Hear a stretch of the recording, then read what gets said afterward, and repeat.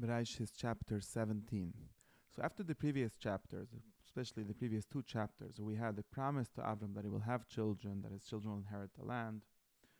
We had in the previous chapter the story of his first child actually being born, named Ishmael in the end of the chapter. So there's like, this is one of the ways in which chapters and stuff end. Like he gets a name, the son's name is Ishmael. But what we saw already in the previous chapter was that there is some issue with this child already before he was born. Surai, who seems to have thought of the idea of giving her slave girl Hagar to Avram, seems to have second thoughts. She's not happy. She wants to send her away. And the child was saved by the Malach sending back Hagar, or could say the child was saved as being a child of Avram by that, but still seems to be something not perfect. Although still Avram might think, and we might think, that this is actually the child promised to him.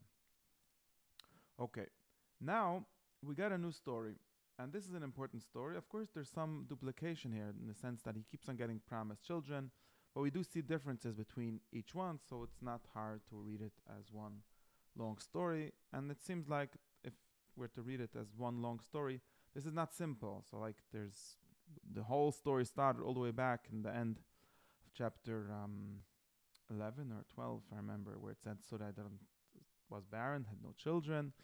And then we had Avram going to Canaan, to Mitzrayim, and all the things happening. And he keeps on being promised that he will have children. And it keeps on being pushed off. It keeps on not actually happening, or not yet actually happening in the correct, full way.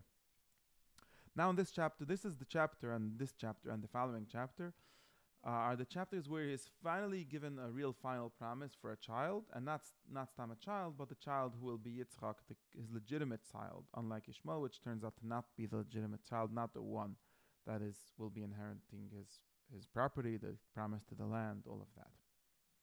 So, and what we have in this chapter is that the final, we could call it the final promise that he will have children, or that he have child from Surai. That would be the more explicit way. In other words, until now, he was promised children, but we see he tried to have a child maybe with his slave Hagar, tried to have children other ways. It wasn't the promise for having a child with his wife Sarai. But now we have this promise, and the promise that this will be the legitimate child. Going along with that, we have the story, as we just discussed, is the question of names, which is very important in the whole Sefer Breishis, all the way from the beginning, where God gave the name to Yoim and Rakia and Shemaim and Eretz and Yamim, and then Adam giving names to the animals. There's something important with the name. Name seems to have an important meaning, an important part of the story. And we have here also God changing the name. This is actually very interesting if we put it into that context. Remember, we discussed how the first three things created, God gave their name.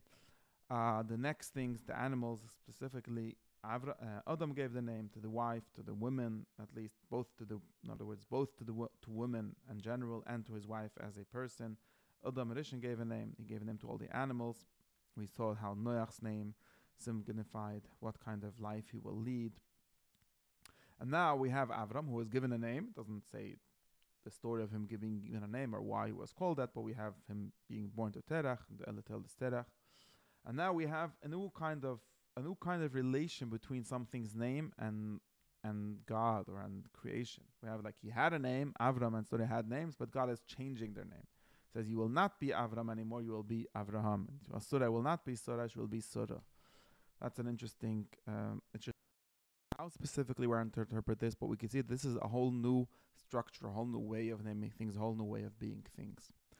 One more thing which is very new and structurally new in this chapter is the concept of a mitzvah. We've discussed several times already how there's some sense of a mitzvah in Parshas Breishis already. God commands the world to be, and it is. There's the sense of mitzvahs in Parshas Noach. There's Avram, who received the command to go to Canaan, Lech Lecha, and so on.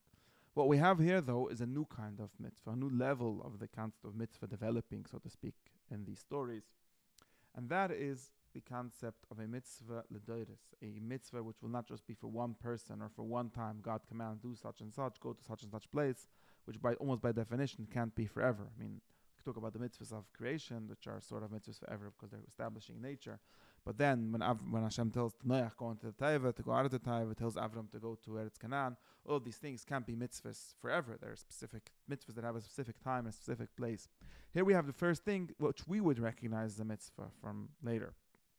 And it's so much so that this whole the part of this chapter at least that talks about the mitzvahs could have been placed later in the Torah and Parshas Shemot. There's even a discussion about this in the Halacha and the Mishnah, how to understand this. Do we do the mitzvah of Milah from Avraham Avinu, from Moshe Rabbeinu? There's discussion, but what's relevant to us is that this is the command, the mitzvah of doing a bris milah is said here very explicitly as a mitzvah, not only for Avram, but for his children, for his descendants, forever. And it also includes the punishment for who doesn't do it. So it's very much laid down as a law for a society, for a group of people who have to follow it. It's a law for not only for one person, not in one specific situation. It's some kind of has the generality which we expect of laws, of mitzvahs.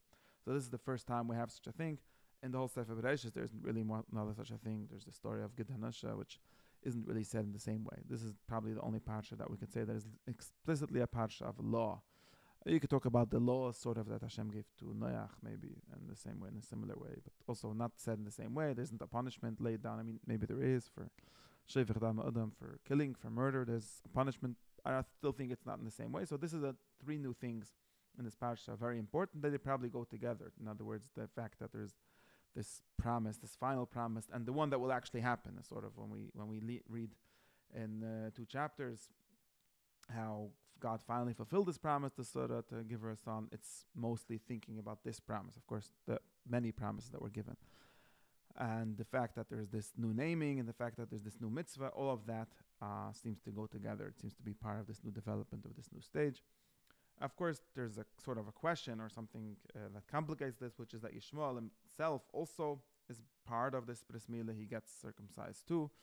So it's not like the fact that with this part of the story of this parsha is excluding Yishmael, is putting Yitzchok as legitimate heir to Avram, and not Yishmael. That is not entirely correct, and that is very made explicit in the story, as we'll see. Okay, so the story is like this. Avram is 99 years old, and this is part of the story following Avram's age all the time. Again, part of one of the ways the stories are structured is following the ages of things. In the sense, this is following that. And there's a new revelation. Vayera Hashem el Avram. So again, he reveals himself and he identifies himself differently. And this is very important. And of course, I don't have a good explanation for why or what's going on here. But he identifies himself with a new name. We haven't had this name until now. Ani El Shaddai. I'm God. El, I think it just means a generic term, means God. But Shaddai is his name. Like it's a particular name, a specific name. Might have some kind of meaning. Nobody knows clearly what the meaning of Shaddai exactly means, like what verb it's referring to. But that's his name. And there's something you should do and something he will do. In other words, the same logic of this treaty or covenant theory idea that we had almost with Noach, but again, not as explicitly in Noach. There was a covenant, but it wasn't very clearly said that you will do this and I will do that. There was some kind of deal, some kind of treaty, but not on the same level. Here we have, I am God, I am El Shaddai.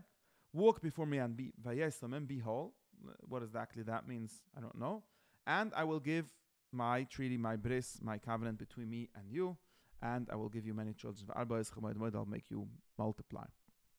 That's like very clearly putting down the two sides. You will do one thing, and I will. And the Avram has a reaction to this, also a reaction we haven't seen until now, unless we can talk about his reaction to Bris Ben Epsodim, which is maybe similar but not the same exact thing. He falls on his face, which seems to be a correct response to seeing God. It says Vayera el Hashem. Before we had Tardei Manaf al Avram. He seemed, again, it's different, that is more active. It's more active, becoming more active. Avram's reaction becomes more action. The previous, when he still had some vision, we discussed how there's a vision and there's the explicit description of the vision. There's this fiery furnace passing through the Besurim and so on. But Avram falls. It falls, even said that sleep falls on him, as if he didn't fall asleep, sleep fell on him, right? That's a very passive way of describing things. And here, Avram falls on his face. He does something.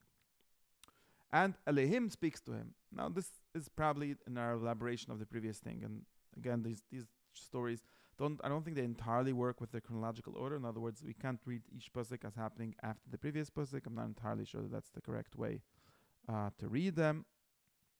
I would say This is sort of the answer. It's still an answer to the question, like he sees God, and this is what he tells him. And what does he tell him?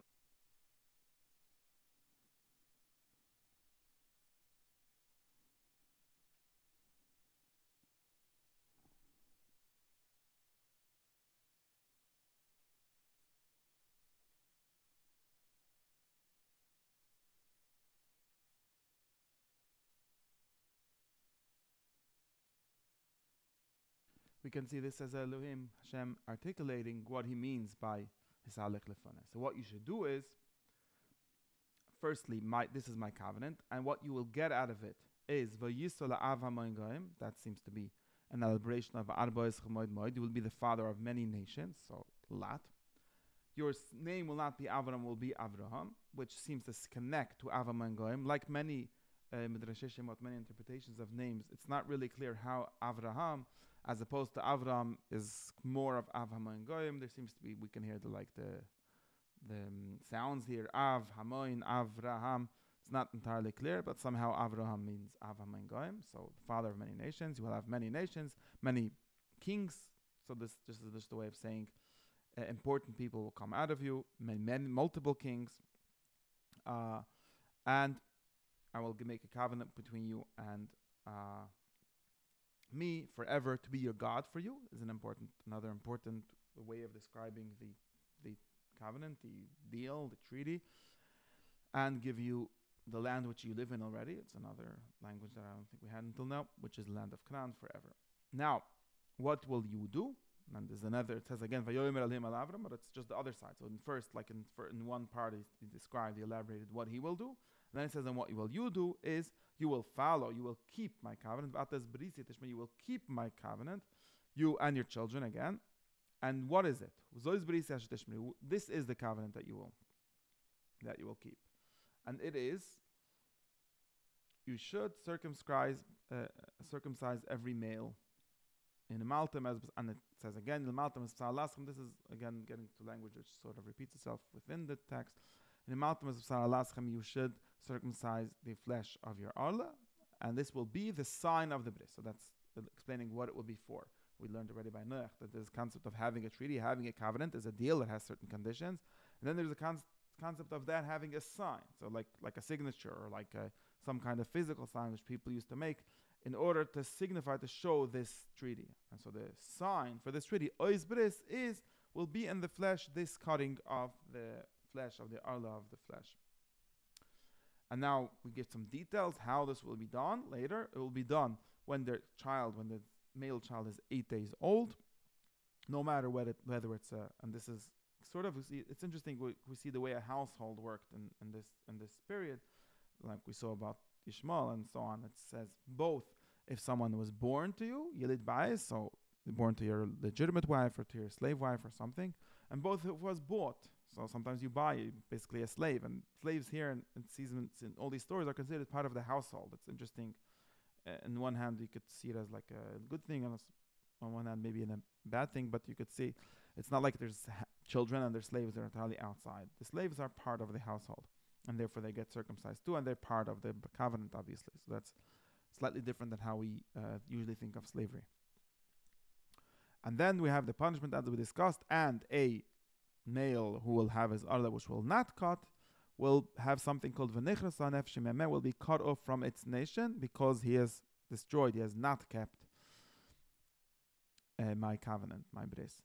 This word of kodesh is again, it's a word that we have many times later in the Torah, punishments for specific things, not for every kind of bad thing. It's an interesting subject to think of why only certain mitzvahs have this punishment called kodesh, and what exactly it is also not clear. What is being cut off from Am? And we discussed that Am means a family, which is the same thing as a nation later, but Am doesn't mean his nation.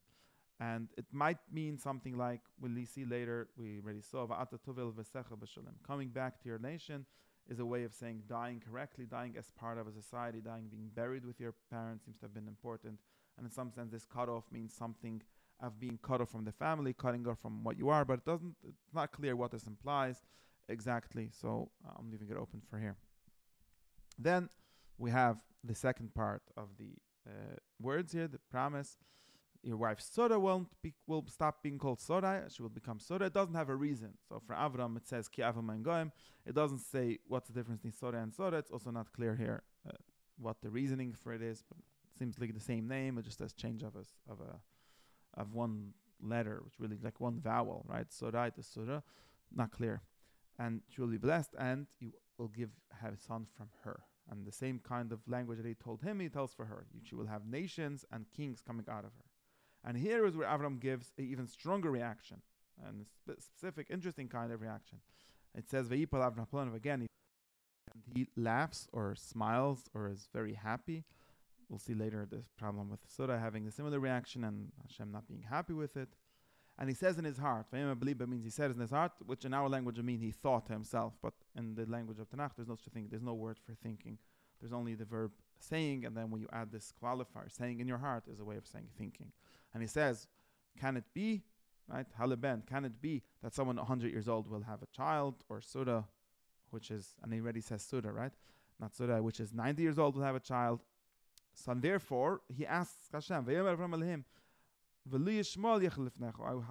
wish Yishmael will live before you. So in other words, he's saying, he seems to be not taking seriously his promise. He seems to be saying, this seems unrealistic, not going to happen. I already have Yishmael. Why can't he be the one who will be my heir? Why can't he be the one who will live before you? And living before you seems to mean something like living successfully, living well, having all these many children and kings and so on. And him answers him, no, aval. But we usually translate as but it's sort of meant to be no. Sora will have a child. We'll call him Yitzchok. And again, it's not said here clearly, but obviously implied, connected with Yitzchok. So it's something unexpected, so something to laugh about. And the covenant will be with him forever. Regarding Yishmael, I've heard you too. And there's a play on words here. Yishmael Shmatich already had that earlier, that he's called like that. And here we have God playing with the same play. I've heard your question, your request, your tefillah about Yishmael. He will also have many children. He will have 12 Nasim. Nasim is a synonym for kings, by the way. It doesn't necessarily mean something different. And he will be a great nation. It doesn't say great nations. It says one nation, so maybe there's some difference. But my covenant will be with Yitzchok, who Sarah will give birth to, and he gives a time. Again, this is connected with the logic of times. This is why we have this story of this being Rosh Hashanah. It's very interesting because this is like this one part of structure, one way of making sense, which is when everything has a time, everything is in a certain year. So in this time, in the next year. And then we have an ending, an interesting, something we see later also by this story. So then there's like now we had a long dialogue, maybe the longest dialogue we had between a person and God until now. I'm not sure, I didn't count if it's the longest, but it's a long and complicated one. And it's like there's an ending. He finished to speak with him, and God went up from Avram. Of course, God is described always as being up, so he went up. It's not like he went away, but that's what it means. And now we have, just like every time there's a mitzvah, we have right away the story of Avram doing the mitzvah, the kiyum of the mitzvah. He takes his son Yishmael, takes all the children of his house. Obviously, he had more children, whether they were his own children by slave girls or some other slaves' children. It doesn't say, but Yilid Vaisa, and also the bought ones, and he circumcised them. Be'etzamayim is again this language of the day. That day, in other words, the day that God told him, that's the day that he did it. That's probably what it means. And we had his time. He again repeated. He was 99 years old when he did that, and Ishmael was 13. So this adds up because he was 86 when Ishmael was born. So this is 13 years later. He's 99. He was 13, and this day they were all circumcised. That's repeated again.